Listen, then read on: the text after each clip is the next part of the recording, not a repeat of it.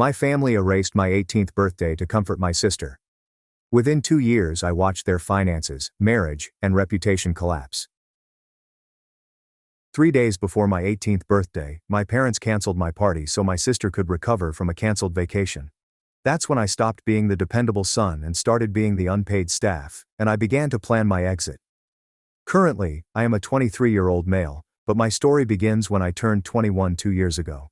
Seraphine, my 27-year-old sister, has been the shining star in our family ever since she was born. When she has an adult tantrum, people in restaurants stare at her because she has full-blown princess syndrome. Roland, our dad, is a mid-sized builder who specializes in bespoke homes. He grew up in a Phoenix suburb. Maris, mom, is a real estate representative for a posh company that caters to seniors and IT executives, selling them mansions worth millions of dollars. They earn about $250,000 annually when they work together. We had the Arizona dream, a large house in a gated community, a pool for summer fun, and a 2-car garage, so we were comfortably upper middle class. That ought to have been sufficient to ensure the happiness of both children, didn't it? Oh, I see. At a young age, Seraphine discovered that if she cried or threw a tantrum, she would get her way. When she didn't get her way, she would have tantrums fit for a jealous toddler. She would fling herself on the floor, scream till her face flushed red, and threaten to injure herself. The pattern had already been established by the time I reached an age when I could comprehend what was going on. For her 18th birthday, she received a shiny white BMW with expensive custom wheels. However, I was given my dad's beat-up work truck, which had 210,000 miles on the clock, rust patches, and an AM-only radio. The difference was glaring. During her 6 years of intermittent college attendance, she received a monthly stipend of $4,500, while I worked a 28-hour week at a nearby gym to cover the costs of gas, clothing, and school supplies. After Seraphine's third-room makeover in 2 years, her parents shelled out $10,000 for a set of designer pieces from a Scottsdale boutique. They advised me to become financially responsible when I requested for assistance in purchasing AP class textbooks. Without hesitation, her sorority sisters paid the full $8,000 for her month-long European vacation. The family budget was tight that month, they explained, when I asked to go to a leadership camp that cost $600. It was frustrating because the examples went on and on. In Seraphine's junior year, she was texting and driving when she crashed her BMW. I received a penalty for exceeding the speed limit in a school zone, and my dad purchased her an even more recent model while stating, "Accidents happen." I was fined and grounded for a month. She had to spend a lot of money on tutoring after failing organic chemistry twice. Sure thing. With their budget, they were able to employ the perfect tutor. Calculus was a challenge for me. Resolve the issue independently. You're competent enough. Now here's the catch. As she wreaked havoc on the family, I was the one who really kept everyone together. Seraphine treated college like a summer camp, partied all the time and skipped courses, whereas I worked part-time, volunteered at an animal shelter, tutored younger students for free, and took care of most of the housework that grown-ups should have been doing. I managed to keep my GPA at 4.33. While mom was busy showing homes to clients, I kindly remembered to pay the water bill. After a long day on the job, my dad's back started to hurt, so I offered to pick up his dry laundry. I was the one responsible for going food shopping, making supper plans, and stocking the pantry. I was the one who made actual and metaphorical repairs to Seraphine's mess. Because Seraphine was emotionally vulnerable and still finding herself, my parents rationalized all of this by claiming she needed more attention due to her heightened sensitivity. The opposite was true for me. I was self-reliant and mature for my age, so I didn't require nearly as much supervision as other kids my age. Instead of praising and supporting me, they made it appear like my dependability and expertise were grounds to be ignored. They behaved as if my successes were routine every time. They pretended every time Seraphine had a setback that the whole family needed to rally behind. Worst of all, they had credited Seraphine for any success that came from using me to fix her difficulties. I devoted a whole weekend to assisting my dad in evaluating the damage, finding replacement parts, and negotiating with insurance companies when she had an accident involving her BMW during her junior year. After months of guiding her through high school level material, she passed organic chemistry on her third try. I was the one who had to go to the jail at 4 o'clock in the morning to get her when she was jailed for underage drinking at a frat party. That was too much for my parents to handle, both emotionally and disappointed. Who was lauded the most though, when Seraphine finally earned her community college diploma, albeit 2 years later than expected. Yes, she did. In response, mom would express her pride in her child's resilience. I was ignored and unappreciated while the family treated me like an unpaid intern, essential to their operations but unnoticed. I promised myself that when I turned 19, things would be different. At last, I would have reached the age of proper adulthood. At last, they would have to treat me with the dignity due an equal family member. At last, I would receive some acknowledgement for all the hard work I put in to keep this family running well while they were preoccupied with their troublesome golden kid. Regarding the outcome, I was completely mistaken. So, I'm going to be 19 years old in 2 years. I thought this was going to be massive. Legal adulthood, graduation from high school in a few months, early entrance to Arizona State with partial scholarships based on my GPA and extracurricular activity. This birthday had been on my wish list for what felt like an eternity. I longed for a change. To be the center of attention for reasons other than rescuing someone else or evading the consequences of my own dysfunctional family, and to feel appreciated for my own unique qualities and achievements. My parents were asked if it would be possible to throw a lovely celebration. Just some relatives and close friends, maybe 25 or 30 people in all, nothing extravagant or extravagantly priced. We could host it in our backyard, complete with a BBQ, music, and all the trimmings. Even better, I offered to chip in some of my own savings from working to cover the cost. Both parents appeared to be enthusiastic about the concept. Our baby's becoming a man, Mom would tell her friends and clients again and over. Because he felt it would be a great way to relive some childhood memories, Dad even offered to hire one of those inflatable obstacle courses. After weeks of preparation, we finally sent out the right invites 3 weeks in advance, had a special cake made by the posh bakery downtown, and arranged the entire menu of grilled hot dogs, burgers, and sides. I even enlisted Mom's help in compiling an age-appropriate playlist. My favorite instructor, who had written recommendation letters and believed in me when nobody else did, my best friend Dorian, my girlfriend Alara, my wrestling teammates, and the boys from the gym were all invited. I even lost my employer, who had been more like a father figure and mentor to me. This was going to be my chance to prove to everyone that the shy, responsible youngster had achieved his dreams. With my acceptance to a prestigious university, scholarship funds, and network of supportive friends and family, I felt prepared to take the next step into adulthood. But Seraphine's spring break trip to Cancun was canceled precisely 3 days prior to the celebration. For months, she and her college pals had planned this trip. A week at a pricey resort with $400 per night suites, continuous parties at beachside bars, professional photo shoots for Instagram, the complete influencer lifestyle she was always pursuing. For her share of the resort, airfare and spending money, Dad had already spent $4,500. She had squandered weeks trying on bikinis, tanning beds, and fancy duffel bags. However, there was a huge rift in her friend circle due to drama that I failed to comprehend. Out of nowhere, the trip was canceled, deposits were misplaced, and Seraphine found herself stranded at home over her spring break, with no plans whatsoever. She was completely out of her mind when she returned home on Friday afternoon. I mean a complete nuclear meltdown, complete with sobbing, yelling, hurling objects in her room, slamming doors, and everything in between. This vacation had been her incentive to do well in her classes that semester, and she was looking forward to it. Without delay, my parents shifted into crisis mode. In an effort to be there for her, Mom canceled 3 client meetings and risked losing commissions by calling in sick. Dad postponed his plans to play golf and poker with friends this weekend. They contacted her therapist to set up an urgent appointment, ordered her favorite Thai cuisine from the pricey restaurant across town, and ran a bubble bath with her beloved, but expensive, bath bombs. They dealt with her as if she were mourning a loss rather than letting her miss out on a vacation that was out of reach for most people. On Saturday morning, at 7 a.m., I'm helping Seraphine set up the decorations and prepare the food for my party, which is less than 24 hours away. Seraphine, dressed in her silk pajamas, comes downstairs, her eyes still puffy and red from her theater festival. She declared as if giving a medical diagnosis, "I can't handle having a party here tomorrow. I'm too emotionally fragile right now. The noise and all those people will trigger my anxiety about the trip situation and set back my emotional recovery." It seemed as if my stomach had collapsed. "Brittany, it's my birthday party. We've had this planned for weeks. People are already planning to come." "I understand, and I apologize for the timing," she murmured, her tears beginning to fall again. "But I'm going through something really traumatic right now. I need the house to be calm and peaceful so I can process my feelings about this disappointment.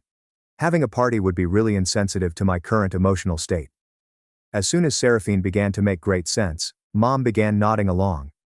"She has a point. Honey, your sister is dealing with a lot of disappointment and rejection right now.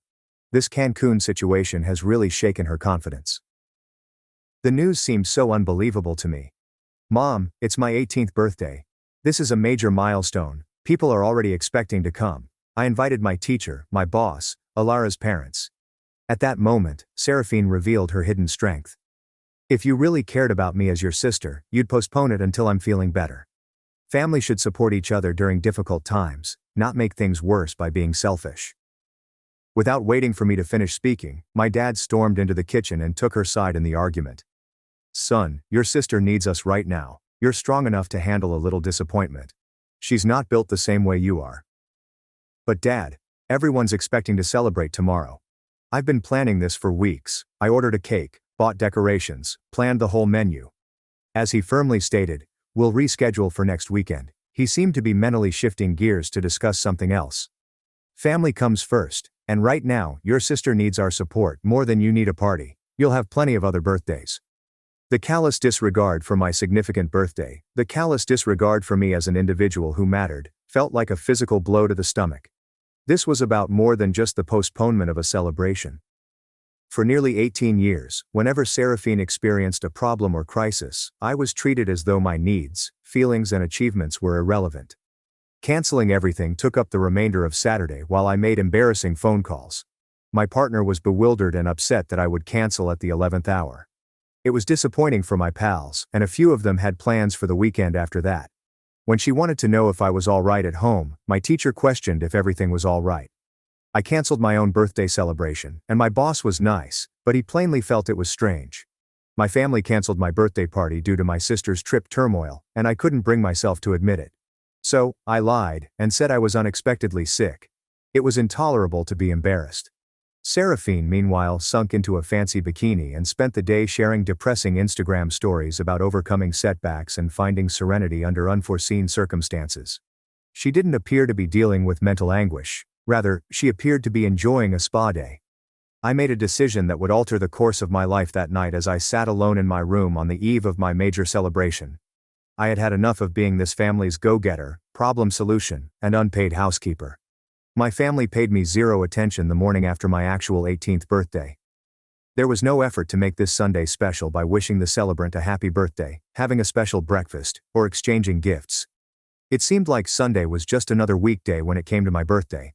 Mom was too busy making Seraphine her favorite protein smoothie with pricey organic ingredients, and Dad was already at a construction site. Even though it was just another day at the house, I felt like an unseen child being treated like an adult. At some point around midday, Seraphine had the gall to say that my silence and disconnection were dampening the atmosphere. "I'm sorry your party had to be canceled, but it's not my fault," she remarked as she ate her mom's elegant brunch and texted. "You don't have to take your bad mood out on everyone else. Some of us are dealing with real problems." Something fundamental cracked inside of me at that moment. Options that I'd never given much thought to before became apparent to me. At this point, I had reached the age of majority, which granted me all the privileges and rights as an adult. 2 years of working out at the gym had put some money away for me. The families of my acquaintances treated me with the respect and admiration I deserved. Having accepted to college, received scholarships, and maintained satisfactory academic standing, allowed me to establish my own life apart from those who obviously did not respect or regard me. From the comfort of my room, I began to make strategic phone calls. A call to my wrestling coach was my first step. His family had been nothing but welcoming to me, and I had a feeling they had a spare bedroom since their eldest son had gone off to university. Upon hearing my broad description of the situation, they promptly extended an offer to let me remain with them for as long as I required. "You're like a son to us anyway," his wife added as she picked up the phone. "We'd be honored to have you here during your senior year." Secondly, while at the gym, I contacted my supervisor. He kept pushing me to work additional hours and brought up the fact that his other store across town was in need of dependable staff. He told me he could start me off at 30 hours per week right away when I inquired about the prospect of full-time employment. "You're the most responsible kid I've ever hired," he stated. "If you need more income for independence, I've got opportunities for you." The third thing I did was dial the home number of my school counselor. Upon hearing the news, she was horrified and promised to assist me in planning how to complete my senior year on my own. "What your parents did was completely inappropriate," stated the woman. "An 18th birthday is a major milestone, and canceling it for the reasons you described shows a serious problem with family priorities." I developed a thorough strategy for autonomy by Sunday night. Going to school, working my regular shifts at the gym, and taking care of my typical domestic duties were all parts of my seemingly ordinary week that followed. My folks were pleased with how I was handling disappointment and thought my attitude had changed for the better. They had no idea that I was clandestinely packing up my most prized possessions and preparing to leave the house. Several things every day to my coach's house, my most prized possessions, including my paperwork, electronics, finest clothing, books, wrestling medals, and everything else that truly mattered to me. In addition, I ceased attending to the myriad details that ensured the house ran efficiently. I failed to inform Dad of the approaching due dates for his bills. I failed to update Mom's calendar or manage her client documentation, forgot to tidy up any random spills around the house, skimped on grocery shopping and meal planning. My birthday was postponed, and I completed the task the following Saturday, precisely 1 week later. I hung around till Seraphine's parents were gone, and she was spending her unearned money at the mall. I methodically emptied my room of all of my possessions, placing the remaining items into trash bags and cartons. My house key and a message were left on my bed. Since my needs, feelings, and milestones don't seem to matter in this family, I've decided to go somewhere they do. Don't contact me unless you're ready to genuinely apologize and make real changes to how you treat me.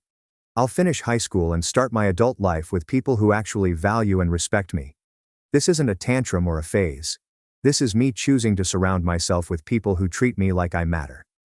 Having packed up my entire life into my trusty old truck, I drove away from the place I had called home for the past 18 years, knowing full well that I would never set foot inside again.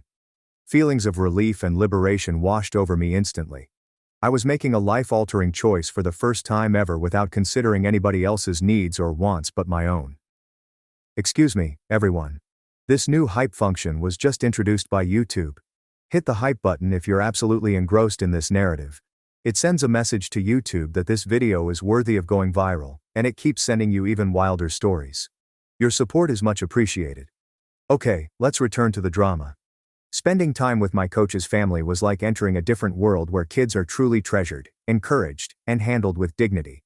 Instead of treating me like a paid employee, they welcomed me with open arms, inquired about my day, and engaged me in family choices. When I moved in with my new friends, I finally felt like I was part of a family. At the same time, it was interesting and fulfilling to see my original family disintegrate without me to keep everything together. Within days, the initial symptoms manifested. For the most part, I had been the one to take care of the household's administrative needs, such as sending out reminders for bills and appointments, going grocery shopping, arranging meals, and keeping everything organized. Immediate neglect set in when I was no longer around to serve as the family's unpaid personal assistant. They went 3 weeks without paying their mortgage, piled up late penalties on a number of credit cards, and Mom lost a big customer due to her forgetfulness over a critical deadline, something I would have ordinarily taken care of. Yet Seraphine wreaked havoc. Let me explain. Without me, my parents were left to handle her issues on their own, without the benefit of my mediation, buffer, and problem-solving abilities. And did she have issues that were building up like a nuclear explosion? To start, she was placed on academic probation after failing 2 classes that semester. She was at a loss without me to guide her, correct her work, and complete much of her schoolwork. Because she had always relied on me for assistance, she had never mastered the skills necessary to succeed academically, like studying, researching, and time management. Because Seraphine didn't connect with the instructor's approach, she often skipped lessons, forcing her father to pay a hefty $75 per hour for private tutoring. Yet again, she was taken into custody. Specifically, for stealing from a Scottsdale high-end store. She had apparently been pilfering cosmetics, accessories, and clothing for a considerable amount of time. A $300 purse was her target when the shopkeeper apprehended her and decided to seek charges. Dad spent thousands on legal representation, restitution, and court expenses. The most distressing aspect was that her motivation for stealing was not financial need but rather the excitement of the chase and a sense of entitlement. The most tragic finding, though, was the realization that she had been steadily stealing from her parents for quite some time. Once I left, no one was there to assist keep the accounts in order, explain away mysterious spending, or make up for lost funds. They found out she had been stealing money from Mom's purse, making illicit purchases with Dad's credit cards, and even forging checks. Over the course of 2 years, an astounding sum of more than $35,000 was spent without authorization. Expenditures that may have covered my education costs. Sums of money that could have guaranteed their old age. Instead of eventually confronting her, they reinforced their support for her actions. Her mounting debt and legal bills were paid for by her dad through a second mortgage on the house. To make ends meet, Mom began working 7 days a week. The neighborhood gossip network, shared contacts, and social media allowed me to see how everything developed. In every photo, my parents appeared weary and anxious. The public perception of their picture-perfect family was crumbling. They made repeated attempts to contact me. They begged me to return home, to be the strong one and help the family through this tough time, and to be the mature one and figure things out in a series of ever more desperate voicemails. But take note of the one thing that was absent from each and every one of the messages. Any regret for postponing my birthday. I was treated unfairly, and it was never acknowledged. It was all just guilt trips about how their lives were harder without me. The voicemails from Dad would say, "Please son, we need you here. Your sister is really struggling without you to help her, and your mom and I don't know how to handle all these problems on our own." However, I maintained my composure and ignored all of their efforts to get in touch with me. My new environment was perfect for me. I worked 30 hours a week, trained with the wrestling team, and kept my 4.2 GPA. I also made real friends who cared about me. Rather than spending my life rescuing other people's disasters, I was finally enjoying life to the fullest. When I was a high school senior with honors and a full athletic scholarship to Arizona State, my first family's predicament had already spiraled out of control.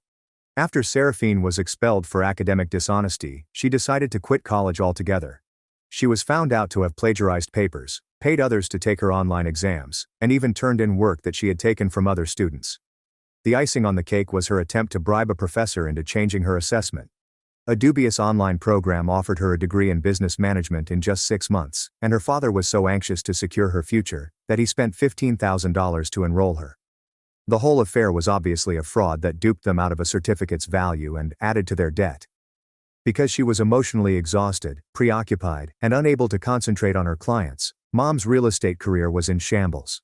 Without my assistance in keeping organized, she would never have missed appointments, forgotten deadlines, or made such simple mistakes, costing her multiple big sales.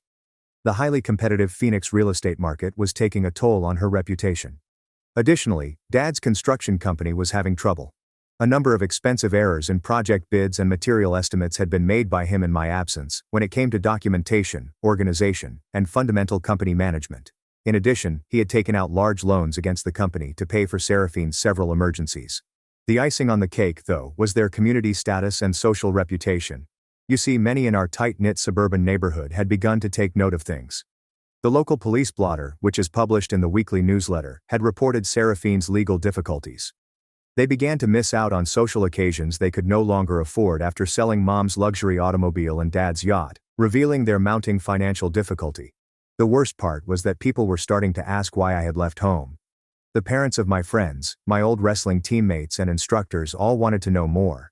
The community's reaction to the news that Seraphine had to postpone my 18th birthday in order to accommodate her vacation drama was immediate and severe. Even though Phoenix is a large city, in our little suburban town, one's reputation and social status are quite important. At school activities and community functions, other parents began to avoid being around me. People were wary of doing business with Dad because they didn't want to be associated with someone who would treat his responsible and successful son so badly. Real estate brokers who showed good judgment and had stable family values were more popular, and Mom lost clients because of it. Her dysfunctional family became a burden for her relationship-based business. It was a public and glaring contrast. My biological family was falling apart in a dramatic way while I was having a fantastic senior year, winning wrestling bouts, receiving recognition for my academic achievements, and being lauded by both my coach's family and my teachers. Being the model family with the ideal children had become their whole sense of self-worth. That carefully crafted persona crumbled as Seraphine's issues became more public, and I was no longer there to uphold it. The frequency of the calls and messages reaching me increased to numerous times every day. The voicemails became increasingly lengthy, frantic, and disclosing of the severity of the situation's decline. "Son, please. We know we made mistakes, but we need you here. Your mother is crying every night and can't sleep. The business is struggling, and I don't know how to organize everything the way you used to. People in the neighborhood keep asking about you and we don't know what to tell them." I refused to budge from my choice and ignored their repeated attempts to get in touch. In that moment, my life was perfect. I was able to attend Arizona State University on full scholarship, Graduate with a 4.4 GPA, advance to the position of shift supervisor at my gym, keep my relationship with Alara strong, and make true friends with individuals that cared about me. Seraphine suffered her most significant crisis to that point around the start of my second year of college, which was around 18 months after I had left home. And this time, it wiped off my parents' social and financial status. He had convinced her that investing in cryptocurrencies would be a quick and easy way to make a lot of money, and she had become connected with him. Investing in this manner was unethical. A pyramid scheme using a fictitious currency promising 500% returns in 6 months was clearly at work here. Seraphine used her access to the family bank account to steal $45,000 from my parents' IRA and put it into this scheme. All of their savings for emergencies, retirement, and the second mortgage were accounted for in this sum. My parents lost all they had worked for over the years when the investment, along with the con artists who had made it, vanished without a trace. The financial collapse of Seraphine was considerably worse than that. Her scheme to rack up debt in my parents' names began a year ago. She used their information to open credit cards they weren't aware of, personal loans they weren't aware of, and even a car loan for a vehicle she promptly wrecked while drunk driving. She had been quite proficient at manipulating their finances. She used their family info and excellent credit to get money that they hadn't allowed. She had already gotten them legally liable for more than $80,000 in debt when they found out how bad her deception was. The entire monetary loss was more than $125,000, which was more than enough to ruin their middle-class way of life when added to their lost savings. Complete and immediate financial ruin ensued. Declaring bankruptcy was an unfortunate necessity that severely damaged their credit and professional standing. The house they had lived in for 15 years was forcibly sold. It was the house where I had spent my formative years, and the house that symbolized their aspirations for the American ideal. In their 50s, they had to confront the reality of having to start over financially, downsized to a modest 2-bedroom apartment in an undesirable section of town, and lost most of their valuables in the process. Due to financial difficulties and legal issues, Dad's construction business went bankrupt. Mom took a work at a large corporate real estate firm because she was forced to. She was underpaid, had no independence, and was treated disrespectfully. Nevertheless, the individual toll was far greater than the monetary catastrophe. Seraphine suffered a total meltdown as she was confronted with real repercussions for the first time in her 26 years of life. When others finally started holding her responsible for her decisions, she was unable to deal with the truth that she had ruined her family's stability, endure the shame and remorse, or even function.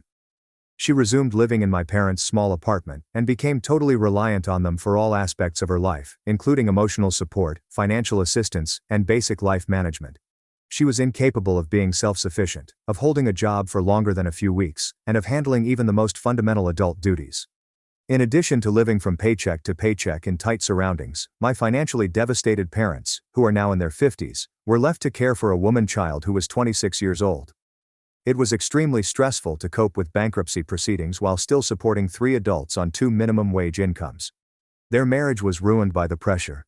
Their inability to manage the stress, anger, and animosity that had grown up around Seraphine's behavior and their complicity in it led to their separation 6 months after being together for 26 years. After selling his firm, Dad downsized to living with his brother and took construction jobs for rival companies, where he earned a pittance. Mom worked 65 hours a week at a retail store in addition to her first job to pay the rent and buy groceries. Their impeccable reputation in the neighborhood and the ideal family image they had labored so hard to create were both utterly ruined.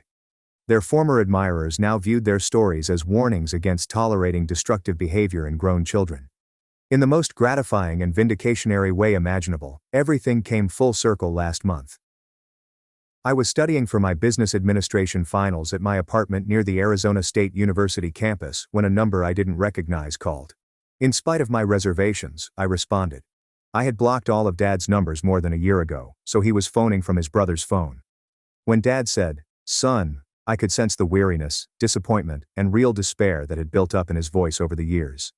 "Please don't hang up. I know you have every right to hate us and never speak to us again. But we need to talk. We need to ask for your help." A new brokenness in his tone compelled me to listen, even though I was about to end the call at that very moment. "Your mother and I, we've lost everything. The house, the business, our savings, our marriage, our reputation in the community. We're living apart now, both working multiple minimum wage jobs just to survive. And Seraphine is completely dependent on us. But we can't even take care of ourselves anymore. For an instant, he remained silent, and I could discern his efforts to gather himself. "We know why you left. We've had 3 years to think about it, and we know we treated you terribly. We canceled your 18th birthday for something that didn't matter. And we've been paying the price ever since. You were the one holding our family together, and we threw you away like you didn't matter." His words carried an air of sincere regret and self-awareness that I had never before heard. Acknowledging the need for assistance, he made the admission. The price he paid to express those words resounded in my ears. "Not money. We know we don't deserve that, and you're a college student. But advice, guidance, someone who knows how to make responsible decisions. You're the only one in this family who has their life together. You're thriving in college. You've built a life for yourself. You've become everything we should have supported you to be from the beginning." I waited for him to complete his entire speech. He gushed about how proud they were of my maturity, independence, and grades, and how they had been secretly monitoring my social media to brag about my achievements while acting like they were still involved in my life. "People ask about you all the time," he pointed out.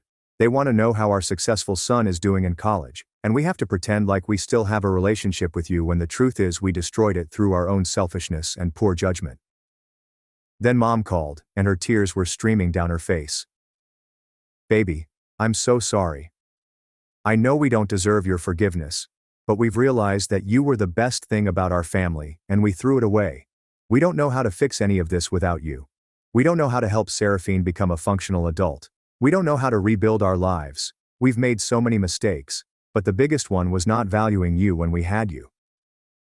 After their heartfelt remarks were over, I paused to collect my thoughts, and with the clarity and self-assurance that come from 3 years of freedom and personal progress, I told them exactly what I thought.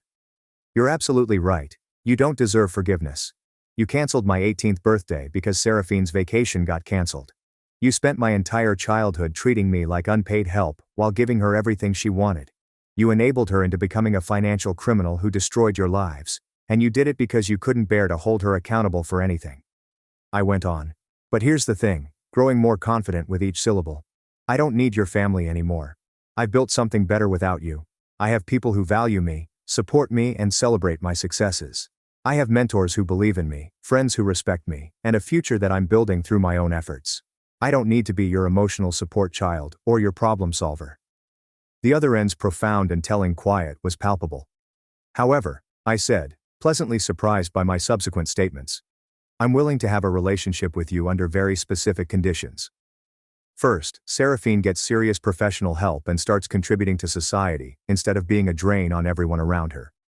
She needs to get a job, pay back what she stole, and prove she can function as an adult. Second, you both acknowledge publicly that you treated me unfairly and that my leaving was completely justified. Third, any relationship we have going forward is based on mutual respect, not your need for me to fix problems you created." Dad uttered hardly a murmur. "Anything. We'll do anything you ask." "And fourth," I pointed out, "you need to understand that I'm not your son coming home to save the family. I'm an independent adult offering a conditional relationship to people who need to prove they've fundamentally changed how they approach family dynamics and personal responsibility." They were unwavering in their agreement and did not dally over any of the conditions. Their follow-through has been fascinating to observe for the last month. After years of being unemployed, Seraphine's father finally got her into intense treatment and secured her a part-time work at a fast food joint. Their blunders and my lawful choice to depart have been acknowledged in a public apology letter that Mom has been drafting. To overcome their enabling tendencies and develop healthier relationship patterns, they are both attending family counseling. Can I ever really let go of my grudges? Very unlikely. It took too long and caused too much damage. However, the most fulfilling form of retribution I could have imagined was seeing them crumble under the weight of their own priorities as I established my own prosperous life.